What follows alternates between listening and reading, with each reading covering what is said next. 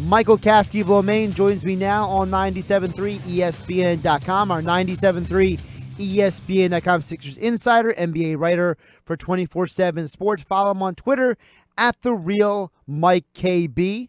Mike, appreciate your time on a Saturday. Hey, Josh, how's it going, man? It's going pretty good. So we got to start with the news that just came down a little bit ago. The Raptors list Pascal Siakam as doubtful for Game 4. And I love what you said on Twitter about how it seems like tripping other players is tough on the calf. And apparently Siakam claims, telling the media that he thinks that's how he hurt his calf. It's almost ironic that if he were to miss the game tomorrow, it would be because he hurt himself doing something so stupid like tripping another player.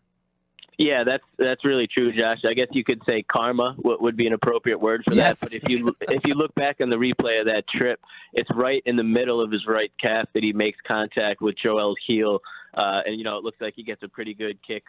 Joel's heel makes pretty good contact with him. So, it definitely looks like that could be the cause. He left the game shortly after that play and didn't return. I think some of that had to do with the score at that point in time. But, it definitely looks like that could be the cause, and it would be, pretty ironic, like you said.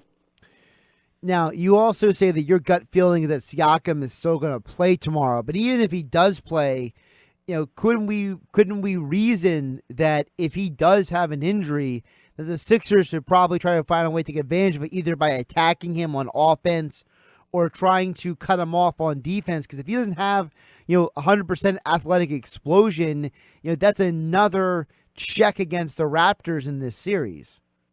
Yeah, absolutely, Josh. And even if he does play, assuming that this injury isn't, just completely made up, there's definitely going to be some level of, impact that he's still going to feel. And the Raptors, as we've seen, need every bit of production that they've been getting from him throughout the series. So if he's limited at all and the Sixers are able to exploit that, whether it's, going at him directly or if he's not as explosive on the offensive end, the Raptors are going to have to turn the production elsewhere. And so far through 3 games, that's been, a non-factor for them. They haven't had anyone else that's been able to step up. So, if Pascal's not at 100%, which it appears that he won't be, that's, definitely a positive working for the Sixers' favor. One of the things that stood out to me about this series is that the fact that, the team that has the best team play, not just the one superstar, seems to be the team that wins each game. When the Raptors got support from everybody else in Game 1, they handled the Sixers. But when the Sixers supporting cast stepped up in Game 2 and Game 3, they won. It seems to me that we overlook sometimes, Mike, that in sports, teams win championships, not just individuals. And you know what? Michael Jordan never won without Pippen. Magic never won without Kareem. There's something to be said for the fact that you need the rest of your team to step up to have success. Yeah, absolutely, Josh. And it's almost kind of the opposite, I think, of what a lot of people expected coming into this series. I think a lot of people, in Philadelphia were concerned about the Raptors' depth. They were a team that had one of the better benches in the league, statistically all season. They had a lot of guys that they were comfortable with. Well, the Sixers have been, pretty top-heavy over the course of the season. They've, had to rely really heavily on their starting 5 and haven't really gotten consistent production off the bench during the regular season. And that's almost completely flipped in the series. James Ennis has been single-handedly outscoring the Raptors' entire bench through 3 games. So, if you told me that, going into the series, I think that's something that you would certainly say, if the Sixers are able to get solid bench production, then they would have a great chance in the series. And like you said, that's what we've seen. The first game, the Raptors had a better all-around, effort from their team. But the past 2, the Sixers have been getting contributions from, not just Ennis. Greg Monroe has been productive. Mike Scott was back in Game 3 and playing, making shots and making plays on the defensive end. And then you have 5 starters that have all been contributing too. There's not one guy in the starting lineup that hasn't made, some important plays over the past 2 games. So far the Sixers are really benefiting from, an all-around contribution. And that's, like you said, especially teams that want to win championships and that have these high aspirations. Sure, you need superstars, but you also need guys that can contribute to round it out. And the Sixers, so far look like they have that. And I think that in and of itself is a credit to Elton Brand. He wasn't the GM last year. And last year, you compare last year's playoff roster, this playoff roster, Tobias Harris is an upgrade over Dario Saric. Jimmy Butler is an upgrade over Robert Covington.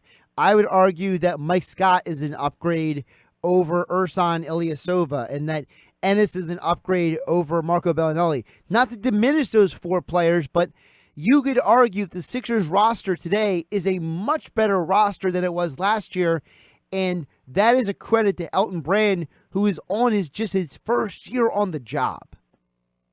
Absolutely, Josh. I don't even think you could argue. I think it's a fact. I don't think that you could, I think this Sixers roster this year, especially when we're talking playoff basketball, there's this much better built for postseason play. I actually wrote, an article for our site, I think it was like a month or two ago, that said that, basically how the Sixers are better prepared for the postseason this year.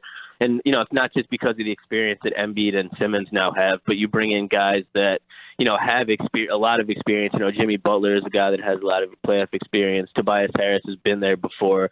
And then off the bench, as good as, Ilyasova was last year, Bellinelli hit, multiple huge shots for the team.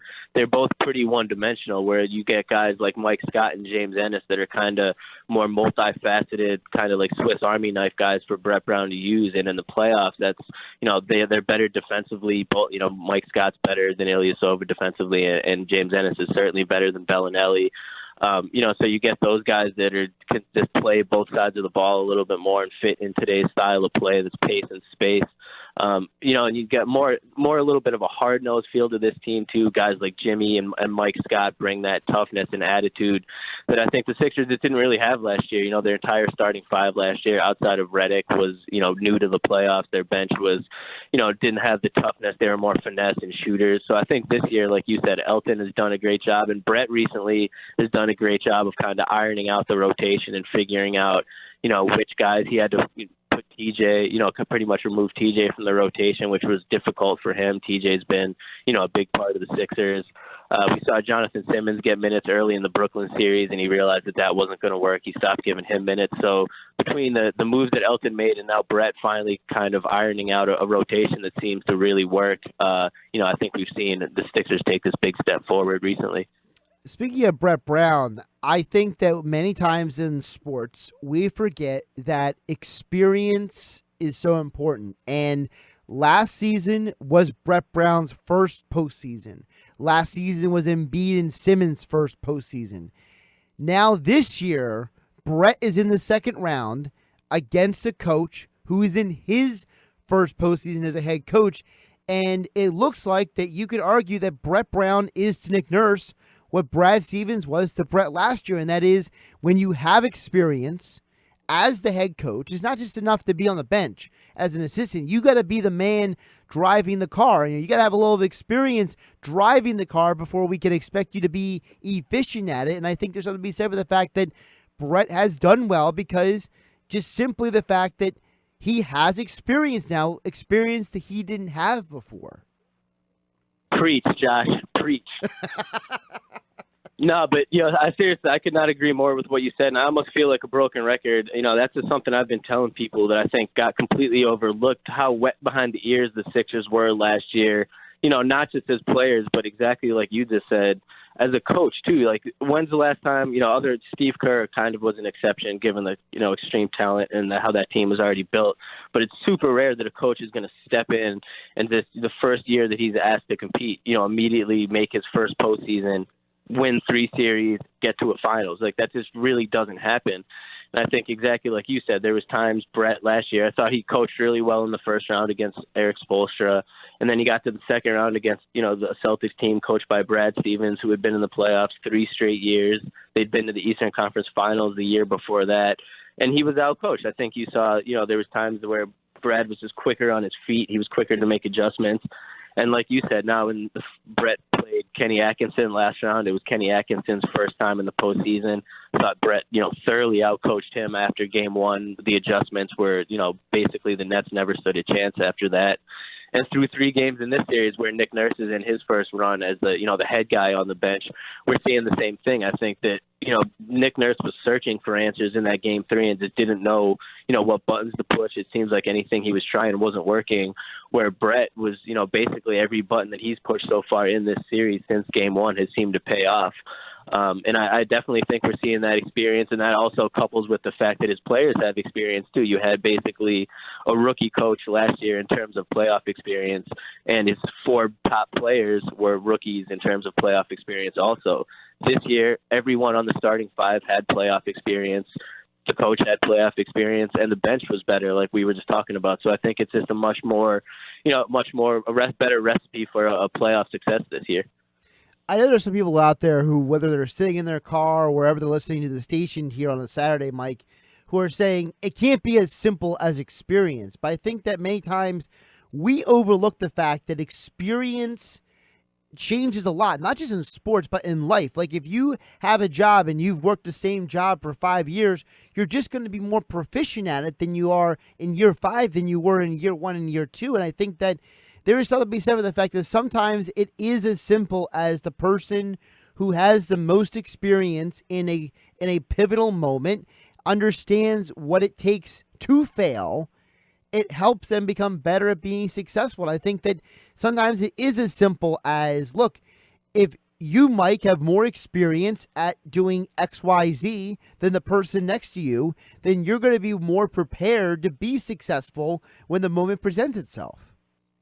Yeah, and we've seen that just time and again in NBA history. You know, Michael Jordan didn't walk in and win titles his rookie year. Well, it took him 8-9 years to get to the finals. Right, and same, LeBron didn't win his title till his 8th year, or 9th year actually, in Miami. These things are a process, and it's just, the Sixers were such a young team last year that they outperformed like the initial expectations, which kind of, skyrocketed their postseason expectations, which then when they kind of played like you would have expected them to play as a team that didn't have the experience against a much more experienced Celtics team and lost, I think it left a bad taste in people's mouth, and it almost, fast forwarded the timeline of, what would be appropriate for a normal NBA team. But, I definitely agree that the experience that we're seeing this year, and some of it is, just the internal experience. Ben and Joel didn't know what to expect last year, and this year they obviously knew what to expect coming into the postseason. And then you also have, sorry, Josh, I lost the connection for a second. Then you also have the guys that they brought in that have, ample playoff experience. Also, right. Jimmy, Tobias, those guys. All around that experience is there, and they look more prepared for situations than, they were last season. Michael Kaskey-Blomain joining me on the Boardwalk Honda Hotline on 97.3 ESPN, NBA writer for 24/7 Sports, Sixers insider for 97.3 ESPN.com. Mike, I'd be remiss if we didn't touch on your article at 97.3 ESPN.com about the cohesion. Embiid and Butler didn't like the word chemistry, but I think what you said is right. There obviously is something there. There is a, whatever you want to call it, cohesion, chemistry, ebb and flow, yin and yang. There's something about the relationship with Butler and Embiid that it's real, it's tangible, it's genuine. It's like when two people finally meet someone who understands them. And I get the feeling, Mike, that Embiid and Butler, they just understand each other.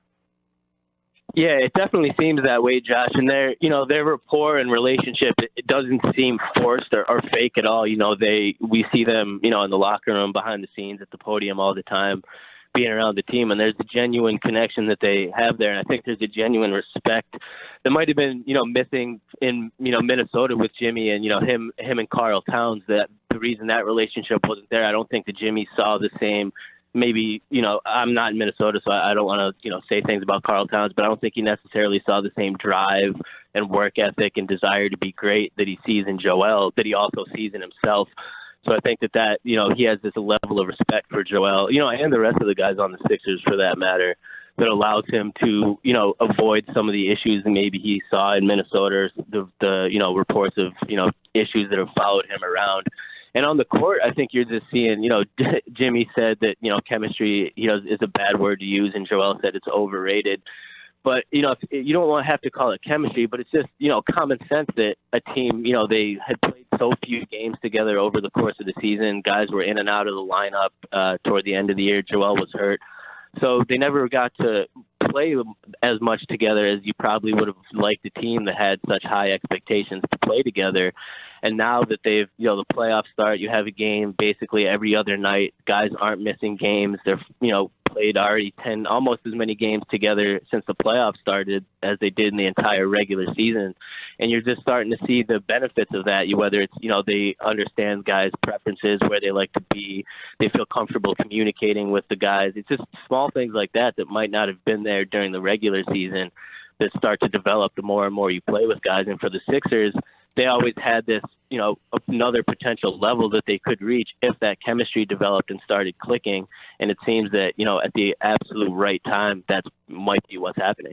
Yeah, and I think that it comes down to, sometimes you just vibe with certain people better than other people. And look, we all have certain people we just get along with better than others. And I think that there's a lot to Embiid and Butler's personalities and character traits that are similar. They're both guys who are very passionate about everything that they do, but they're both also guys who are unique characters off the court. They're not, they're not in the same, frame as other players around the league. And I think that might be part of the reason why half the league maybe doesn't like those two guys, because those are two guys who are just so different than everybody else. And I think they look at each other and they appreciate each other in a way that the rest of the league can't.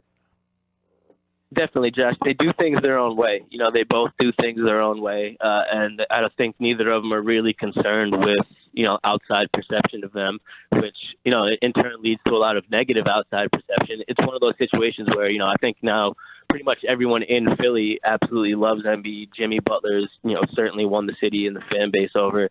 But on a national perspective, it feels like the Sixers are one of the more disliked teams at this point, and people don't want to see them succeed. And I think it's a combination of probably the guys on the roster being, like you said, kind of different, which brings them together internally, and also just the backlash of so many people being wrong about the team developing over the down years and what it could potentially lead to, that they don't want to admit that there was some goodness in the quote unquote process. But yeah, definitely I think Jimmy and Joel and their the relationship that they have is the crux of the Sixers at this point. They trust each other on the court. It doesn't seem to be any jealousy. The games where Joel wasn't feeling great, he would say after the game that he told Jimmy to go close the game for them. And then game 3, they had the clip going around where Jimmy told Joel on the bench to go bring us home. So I think there's a genuine, give and take in that relationship, and a genuine respect that, I think that'll also be a factor this summer once free agency comes around, that, when Jimmy's considering his options, this bond that he's formed with Joel will certainly probably play into his decision making. Michael Kaskey-Blomain joining me on the Boardwalk on the hotline on 97.3 ESPN. Michael also covers the NBA for 24/7 Sports and is our Sixers insider at 97.3 ESPN.com. Speaking of free agency, Mike, Butler has said numerous times that his decision is going to come down to what makes him happy, what he's comfortable with. And I think that's what makes him a little different than the other free agents.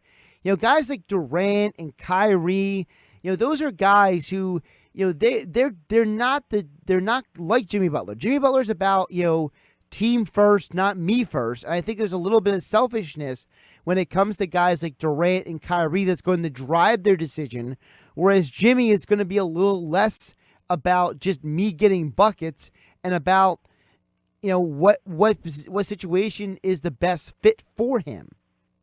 That really seems like the vibe that he's given off, Josh, and that doesn't even, it doesn't seem fake. He genuinely seems on the court like that type of guy. Like, he seems okay with, not necessarily being the top guy, as long as, he said multiple times, as long as they're winning, that's okay.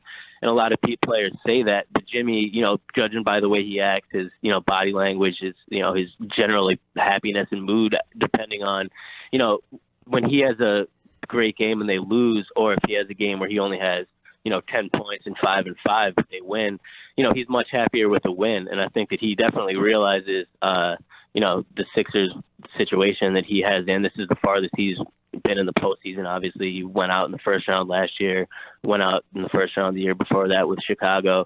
So it's been, a couple seasons since he's had a team that was capable of, not only getting to the second round, but potentially advancing to the conference finals. and it's also a team where, as he's aging, he's going to be crossing over in this next contract, 30, 31, 32-year-old seasons. He's probably well aware that he doesn't want to, have to shoulder the go-to guy burden on a nightly basis, but on a team that has, at the least two young studs in Ben and Joel, and then, if Tobias comes back, whatever other pieces they have, that he could, really pick and choose his spots as he's done throughout the season and kind of age. There's something similar that we said about LeBron, prior to last free agency when he was potentially thinking about the Sixers, good reasons why he would want to come back. That seems like a similar thing with Jimmy. The situation just seems like it would be tailor-made for him to kind of age while still being, an integral part of a championship contending team. Let's touch on some of the other points real quick around the NBA playoffs. I mean, I stayed up for the whole Blazers game last night. I'm suffering for it today. That was the latest I ever remember an NBA game finishing. Yeah, for real. But one of the things I noticed about the game last night was, man, that's a long amount of time to go into overtime and then eventually lose. You kind of have to wonder, Mike. Have the Blazers just maybe stolen the soul of the Nuggets? Is there something to be said for the fact that you go to 4 overtimes, your best player plays 65 minutes, he gets triple-double, you still can't win the game, and the Blazers, the next game is in their house. They don't get back to Denver until Game 5. There's a part of me that wonders, did the Blazers steal the Nuggets' soul last night? Yeah, and you mentioned Jokic played 65 minutes. I thought they were going to have to take him out of there on a stretcher. Man, those last, 2 overtimes, it barely looked like he could even move up and down the court. Yeah. But, I think, going in, we had to do predictions for each series for CBS, and I picked the Blazers to win this series in 6 games, I believe, and I think that's, I'm going to hold to that prediction. I do think that they definitely last night, too, like you said, that's to go to 4 overtimes, to have your best player play and all your starting 5 play right around, 60-plus minutes, to lose and then have to turn around and play another game in Portland in less than 48 hours, tomorrow night. It's just a really tough situation. The Blazers now won 2 straight, and they're a team that, seems to be playing with a lot of confidence. They've overcome injuries throughout the year. They just seem to be a really tight-knit, they've been in the playoffs, too. I think that'll, play into it. The Blazers are, in their first postseason run, the first time they made it, the Nuggets rather. Well, the Blazers have been, in the postseason years in a row, and I think that experience too will come into play. But yeah, overall, Josh, I think that the Blazers last night, if Denver had been able to pull that out, things could go differently. But after losing that, going down 2-1, I think that Portland pretty much wrapped the series up last night. Even with Lillard and CJ McCollum, I think we all can agree that the Blazers are still behind the Warriors and the Rockets in the Western Conference. And, you could say that maybe they're, even or right above OKC long term. Even getting to the conference finals, we all know that the Blazers are still a player or 2 away. Is there really anybody that could add in free agency or in the trade market to make them better for next year? Or are they just going to keep kind of spinning their wheels with the current setup? Yeah, that's the tough thing about the Blazers, Josh, because they're at that team level right now that they're not quite a legitimate contender, but they're right on the cusp. They're good enough every year to, get to the playoffs, maybe even get to the second round, potentially even get to the conference finals this year. But I don't think anyone's really given them a chance against, the Warriors, or if somehow the Rockets come back from being down 2-0 and win the series. Like you said, I don't think anyone would really give them a chance against either of those teams. They're, the tough thing for them moving forward is they have so much money tied up in the guys that they do have already. They don't have, money to be real players for a guy, a Kevin Durant or a Kawhi or anything like that. That third star that would really catapult them to the next level. And in order to trade for one, you'd probably have to give up, I don't think they would ever move Dame. So you'd probably have to give up CJ, who's such an important part of that team. Nurkic has a big deal. Obviously CJ, Dame, Aminu has a pretty decent contract. Mo Harkless. I mean, there's guys that they're paying. Evan Turner, I think he still has 1 year left on the deal that he signed in 2016. So they're pretty strapped in terms of adding, a top-tier guy. I'm sure they could add some, mid-level guys over the offseason, like they did with Seth Curry last year, who was a big addition for them, things like that. But overall, they're, stuck in that tough situation where they're really good and have a lot of talent, but they're just not quite at that level where you would really consider them to be a legitimate contending threat. What about them trading for, a guy from a team that maybe isn't going anywhere? Like, what if they called the Cavs and try to work out a package to get Kevin Love, or, they call a team, like Minnesota and say, hey, would you be willing to make a deal and give us, Saric and Covington and maybe some other guy? Or, is there maybe a deal to be made out there to, like you said, maybe not get like an elite third or fourth guy, but maybe get a couple guys like Ariza was in the Rockets a couple years ago when he was such an impact player for them when they went 7 games with the Warriors. Could maybe the Blazers improve their team that way by maybe, like you said, adding enough guys, and maybe there is a lower level star player that they could get to maybe revamp them?